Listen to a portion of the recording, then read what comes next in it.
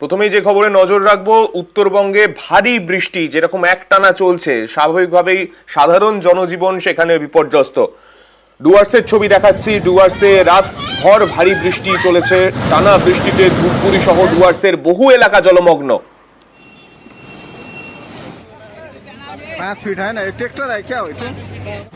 মালবাজারে লিস নদীর বাঁধ ভেঙে ভাসছে ওয়াসাবাড়ি। উদ্ধার কাজের সাহায্যে নামাতে হয়েছে সেনা। গতকাল রাত থেকে টানা বৃষ্টি, ফলে নদী বাঁধ ভেঙে বিপত্তি। ধূপগুড়ি শহরের ছবিও দেখতে পাচ্ছেন, সেখানেও রাত ভর টানা বৃষ্টি চলেছে, সেখানেও একাধিক এলাকা জলমগ্ন।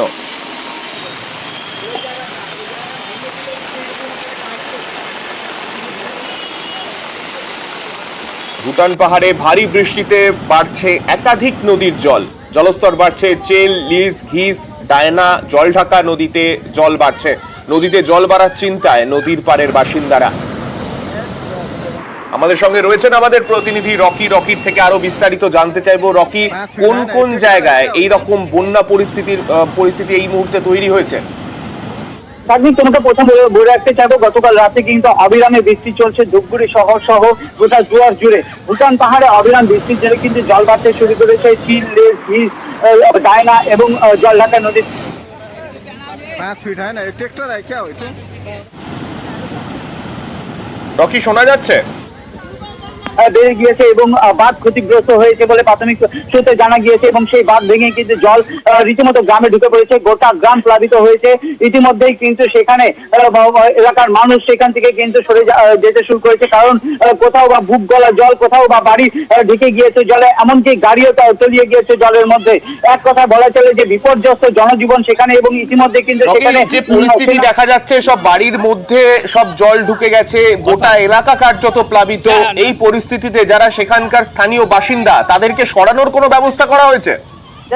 দেখো প্রথমে তোমাকে বলে রাখতে চাইবো যে এলাকায় ঘটনা ঘটেছে ওয়াসাবাড়ি এলাকায়। সেখানে কিন্তু জল হু হু করে লিস নদীর জল কিন্তু ঢুকছে এবং সেখানে যখন জল ঢুকতে থাকে, জল বাড়তে গেলে স্থানীয় বাসিন্দারা নিজেরাই কিন্তু সেখান থেকে সরে যেতে শুরু করে এবং সেখানকার যে স্থানীয় বাসিন্দা প্রত্যেকে একে অপরে হাত লাগিয়ে সেই স্থানে কিন্তু যাবতীয় সরঞ্জাম, বাড়ি ঘরের সরঞ্জাম কিন্তু নিয়ে সরে যাওয়ার চেষ্টা করে। এবং ইতিমধ্যেই যা জানি গিয়েছে প্রশাসনের তরফ থেকে সেখানে ব্যবস্থা নেওয়া হয়েছে এবং সেখানে কিন্তু সেনাবাহিনীকে নামানো হয়েছে।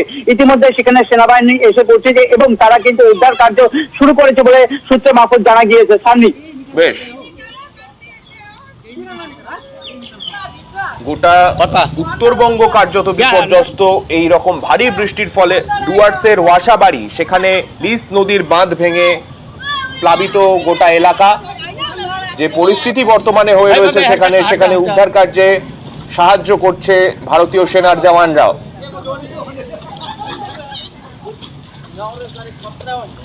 বাড়ির ভেতরে জল ঢুকে যাওয়ায় গোটা জনজীবন বিপর্যস্ত। বাড়ি থেকে বের করে স্থানীয় বাসিন্দাদেরকে সেখান থেকে বের করে নিয়ে যাওয়া হচ্ছে, দড়ি দিয়ে উদ্ধার কাজ করা হচ্ছে সেখানে।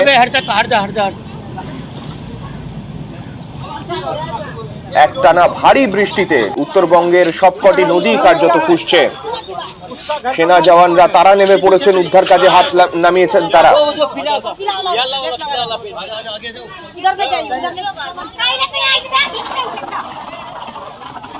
আমি আরো একবার চলে যাব আমাদের প্রতিনিধি রকির কাছে। রকি, যে পরিস্থিতি সেখানে আমরা দেখতে পাচ্ছি, সেনা নামাতে হয়েছে কার্যত। সেই পরিস্থিতিতে সেনা জওয়ানরা তারা উদ্ধার কাজে হাত নামাচ্ছেন। এখনো পর্যন্ত তারা কতজনকে উদ্ধার করেছেন? সানিক, তোমাকে বলে রাখতে চাইবো, দফায় দফায় কিন্তু বৃষ্টি চলছে। ডুয়ার্সের আকাশে কালো মেঘ এবং ভুটান পাহাড়ে কিন্তু অবিরাম বৃষ্টি হয়েই চলছে, যার ফলে কিন্তু লিস নদীর জল হু হু করে বাড়তে শুরু করেছে এবং সেই জল কিন্তু গ্রামে এখন পর্যন্ত ঢুকে গেছে। যা জানা গিয়েছে, প্রায় 25 থেকে 30টি বাড়ি কিন্তু জলের তলায় চলে গিয়েছে এবং সেনাবাহিনী কিন্তু ইতিমধ্যে এসে পৌঁছেছেন। প্রাথমিকভাবে যা জানা গিয়েছে, প্রায় 50 থেকে 60টি পরিবারকে কিন্তু সেখান থেকে উদ্ধার করা হয়েছে এবং পার্শ্ববর্তী এলাকায় যে পরিবারগুলি রয়েছে তাদেরকেও কিন্তু সেখান থেকে সরে যেতে বলা হয়েছে। সেনাবাহিনী সেখানে নেমেছে, দড়ি দিয়ে কিন্তু সেখানকার মানুষকে উদ্ধার করা হচ্ছে, এমনটা কিন্তু ছবি ধরা পড়েছে। এর পাশাপাশি কিন্তু এলাকার মানুষ রীতিমতো আতঙ্কে রয়েছে, কারণ তারা সকাল থেকে কিন্তু অনাহারে রয়েছে, কারণ গতকাল রাত থেকে কিন্তু জল বাড়তে শুরু করে এবং ভোর নাগাদ কিন্তু সেই লিস নদীর বাঁধ ভাঙন দেখা যায় বলে স্থানীয় সূত্রে জানা গিয়েছে, এবং একটু একটু করে কিন্তু বাঁধ ক্ষতিগ্রস্ত হয়ে সম্পূর্ণটাই জল ঢুকে পড়ে গ্রামে। এবং এখন পর্যন্ত যা জানা গিয়েছে, বাঁধের ভাঙন কিন্তু এখনো বন্ধ হয়নি, অল্প অল্প করে কিন্তু বাঁধের ভাঙন চলছে, এবং যাতে কিন্তু রীতিমতো আতঙ্কে রয়েছে সেই গ্রামের বাসিন্দারা।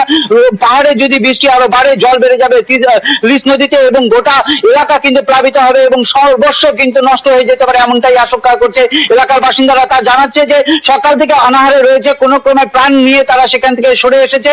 ক্ষেতি বাড়ি যা ছিল সমস্তটাই কিন্তু নষ্ট হয়ে গেছে। ইতিমধ্যে প্রশাসনের তরফ থেকে সেখানে কিন্তু টিম পৌঁছেছে এবং সেখানে যে ভারতীয় সেনা তারাও কিন্তু পৌঁছেছে, উদ্ধার কার্যে হাত লাগিয়েছে। ধন্যবাদ।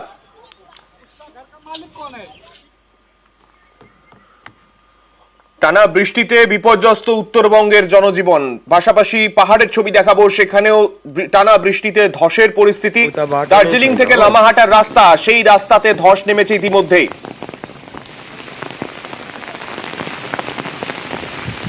ধসের কারণে যান চলাচল ব্যাহত। পাশাপাশি আরো একটা ছবি দেখাবো, তিস্তা বাজার, যেখানে একদিন আগেই সবেমাত্র চালু হয়েছিল দার্জিলিং কালিম্পং এর রাস্তা, সেই রাস্তা দীর্ঘদিন বন্ধ থাকার পরে যান চলাচল শুরু করা গেছিল, সেই রাস্তা ফের বন্ধ হয়ে গেল।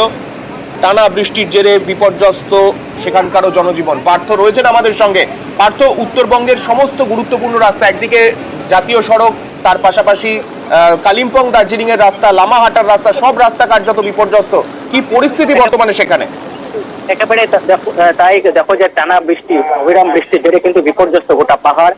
একাধিক সড়ক কিন্তু ধস নামায় সড়ক যোগাযোগ কার্যত ব্যাহত হয়ে পড়েছে। বিশেষ করে 10 নম্বর জাতীয় সড়ক অর্থাৎ বাংলা সিকিম ন্যায়প্যান তা বন্ধ রয়েছে। গতকাল থেকে প্রশাসন সিদ্ধান্ত নেয় যে যেহেতু ধসে জেরবার 10 নম্বর জাতীয় সড়ক কোনো কোনো জায়গায় জাতীয় সড়ক একটা অংশ তার গাছে চলে গেছে, সেজন্য জাতীয় সড়কে যান চলাচল বন্ধ। অন্যদিকে নতুন করে ধস নেমেছে দার্জিলিং এর 3 মাইল এলাকায়। তার ফলে দার্জিলিং এবং লামাহাটার মধ্যে সংযোগকারী যে রাস্তা অর্থাৎ জোরবাংলো হয়ে সে রাস্তা বন্ধ রয়েছে। অন্যদিকে তিস্তা জল বাড়ায়, তিস্তা বাজার জল সহিত, সেজন্য কালিম্পং থেকে তিস্তা বাজার কৃষক হয়ে যে রাস্তাটি পৌঁছতো দার্জিলিং এ, সেই রাস্তা বন্ধ রয়েছে। এমনকি ঘুরপথে যেটা ছিল কালিম্পং এর মধ্যে যে ঘুরপথে রাস্তা ছিল, সেখানেও কিন্তু একাধিক জায়গায় ধস নামায় বিপত্তি। সব মিলে বিপর্যস্ত গোটা পাহাড়, এবং যদি বৃষ্টি না কমে তাহলে কিন্তু পরিস্থিতি আরো ভয়ঙ্কর হবে, এমনটাই কিন্তু মনে করছে স্থানীয় প্রশাসন। বেশ,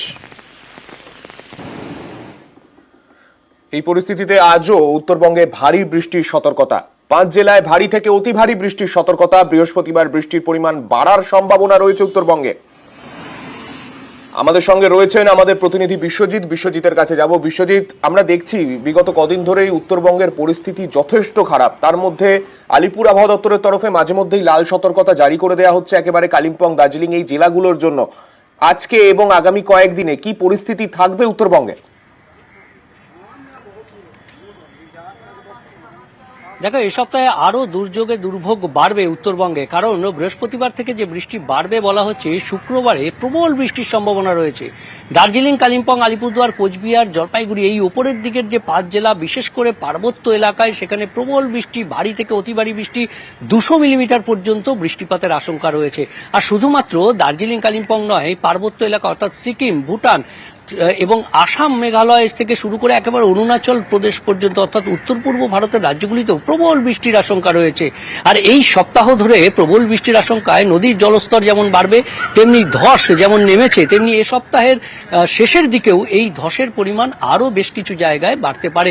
অর্থাৎ সড়ক যোগাযোগ বিচ্ছিন্ন হতে পারে, নিচু এলাকা প্লাবিত হতে পারে। অর্থাৎ উত্তরবঙ্গে এই দুর্যোগে দুর্ভোগ এ সপ্তাহের শেষের দিকে আরও বেশ কিছুটা বাড়বে।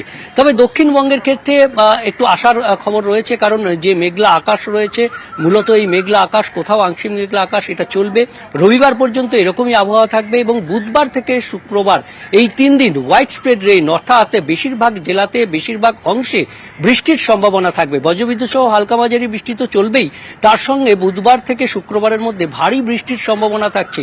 বিশেষ করে বুধবার ও বৃহস্পতিবার বীরভূম এবং পশ্চিম বর্ধমান সহ পশ্চিমের জেলাগুলিতে যেমন বৃষ্টির সম্ভাবনা বাড়বে, ভারী বৃষ্টি হতে পারে। তেমনি শুক্রবারের থেকে এই উত্তর পূর্ব দিকের জেলাগুলি অর্থাৎ নদিয়া, মুর্শিদাবাদ এবং উত্তর ও দক্ষিণ 24 পরগনা এই জেলাতে ভারী বৃষ্টির সম্ভাবনা থাকছে।